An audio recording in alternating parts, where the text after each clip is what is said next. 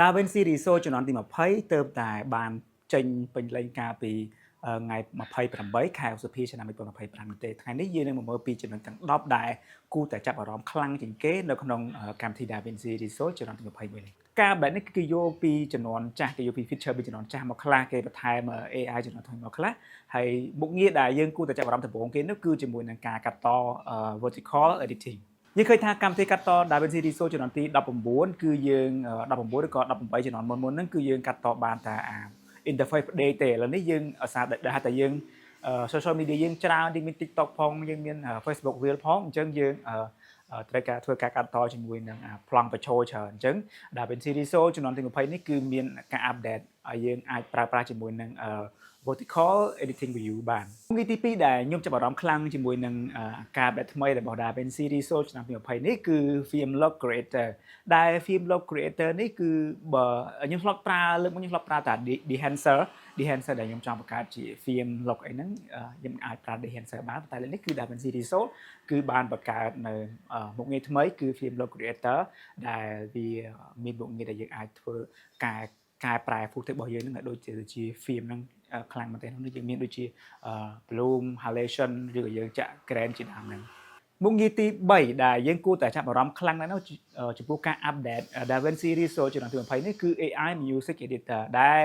មុខងារនេះគឺប្រើនៅបច្ចេកវិទ្យា AI ដែលដូចដែលយើងដឹងហើយពេលខ្លះពេលដែលយើងទាញយកចម្រៀងមកពី Atlas ឬក៏ពី YouTube មកជាដើមហ្នឹងយើងចង់យកមកកាត់តជាមួយនឹងfootage របស់យើងហើយពេលដែលយើងត្រូវការកាត់តទៅfootage របស់យើងហ្នឹងវាអត់ match គ្នាជាមួយនឹង music អញ្ចឹង AI Music Editor នេះវានឹងជួយធ្វើការ analyze music របស់យើងហើយបន្តមកទៀតវានឹងឲ្យយើងនឹងទាញ music របស់យើងហ្នឹង automatic ហ្មងពេលដែលយើងឧទាហរណ៍ music របស់យើងមាន3នាទីហើយ footage របស់យើងមានតែ2នាទីទេអញ្ចឹងវានឹងធ្វើការ analyze music របស់យើងហ្នឹងឲ្យត្រូវជាមួយនឹង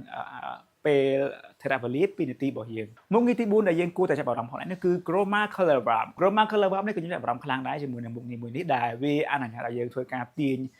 ឲ្យយើងចុចទៅលើ specific point ណាមួយនៅក្នុង footage របស់យើងហើយបន្តមកទៀតយើងអាចធ្វើការបដូរពណ៌ហ្នឹងទៅតាមពណ៌ណាដែលយើងចង់បានវាស្តីគ្នានឹង shoe របស់យើងដែរប៉ុន្តែឥឡូវនេះវាបង្ហាញនៅក្នុង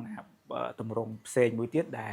វាកាន់តែងាយស្រួលសម្រាប់ឲ្យយើងធ្វើការកែប្រែពណ៌នៅក្នុងកម្មវិធី DaVinci Resolve មុខងារទី5នោះគឺ color slide ដែលមុខងារនេះគឺមានបំពង់ពណ៌ជាច្រើនដែលយើងអាចធ្វើការកែប្រែពណ៌របស់យើងបន្ថែមទៀតបានហើយវាដែលយើងចាប់អារម្មណ៍បំផុតនោះគឺតកតងជាមួយនឹងskin color skin កន្លែងនេះយើងមាន color skin ចូលផងដែរហើយដែលការកែប្រែមុខងារមួយនេះវាមិនខុសពីមុខងារមុនគឺធ្វើការកែប្រែពណ៌នឹងពលឺដដែលទេប៉ុន្តែគេរៀបចំឲ្យវាកាន់តែ more specific ទៅលើពណ៌នីមួយៗបន្ថែមទៀតមុខងារ AI ទី6នោះគឺ AI animated subtitle ដូចដែលយើងដឹងហើយថាDaVinci Resolve គឺអាចឲ្យយើងនឹងធ្វើការ generate subtitle ចេញពីវីដេអូរបស់យើងប៉ុន្តែលើកនេះគឺគេបាន introduce AI animated subtitle អញ្ចឹងមានន័យថាពេលដែលយើងមាន subtitle ហើយនោះយើងគ្រាន់តែទាញមុខងារនេះមកដាក់លើ subtitle របស់យើងមកវានឹង generate ឲ្យ subtitle របស់យើងនឹងមាន animation មុខងារទី7គឺនៅតែជាមុខងារ AI ដដែលគឺ AI Super Scale ដែលនៅកន្លែងនេះយើងអាចធ្វើការបរិយារូបភាពរបស់យើងឲ្យកាន់តែធំសម្រាប់ 4K បានហើយដែលវាប្រើAI ដើម្បីជួយបរិយារូបភាពនោះដើម្បីឲ្យកុំឲ្យវាមានអារម្មណ៍ថាវាដូចដែលយើងគ្រាន់តែទាញឲ្យចាក់ sharpening ទៅអញ្ចឹងកន្លែងនេះគឺវាជួយបំពេញ pixel នៅចន្លោះណាដែលយើងធ្វើការដែលទាមទារឲ្យយើងធ្វើការបរិយារូបភាពរបស់យើងហ្នឹងមុខងារ AI ទី8នៅកន្លែងនេះគឺ AI Magic Mask 2កាលលើកមុនគឺមាន Magic Mask តែលើកនេះគឺ AI ហើយវាជាចំនួនទី2កាន់តែ mask យើងកាន់តែបានកាន់តែល្អហើយកាន់តែងាយស្រួលហើយនឹងកាន់តែលឿនបន្ថែមទៀតនៅក្នុងកម្មវិធី DaVinci Resolve បើសិនជាគុំតើរបស់យើងគឺធំដែរមុខងារ AI ទី9នោះគឺ AI Resolve Deep Map 2លើនេះគឺចំនួនទី2ចឹងមានថាមុខងារមួយនេះវានឹងគណនាពី footage របស់យើងវានឹងរកឲ្យឃើញថាតើចម្រៅរបស់រូបភាពរបស់យើងនឹងវាមានចម្រៅបើជាមានវាមានbackground វាមានmiddle ground និង foreground ចឹងវាយើងគណនាចម្រៅទាំង3ហ្នឹងហើយបន្តមកទៀតយើងនឹងសម្រេចចិត្តតាមក្រោយទៀតតើយើងចង់ឲ្យ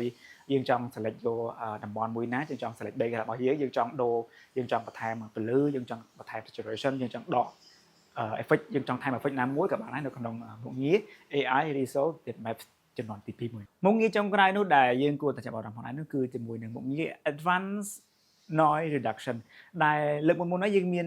ត្រឹមតែ Noise Reduction ទេលើកនេះគឺយើងមាន Advanced ហើយប្រើបច្ចេកវិទ្យា AI មកជំនួយទៀតអញ្ចឹងលើកនេះគឺកាន់តែកាត់ noise បានល្អជាងមុនហើយធ្វើឲ្យរូបភាពរបស់យើងគឺមិនបាត់បង់គុណភាពខ្លាំងនោះទេ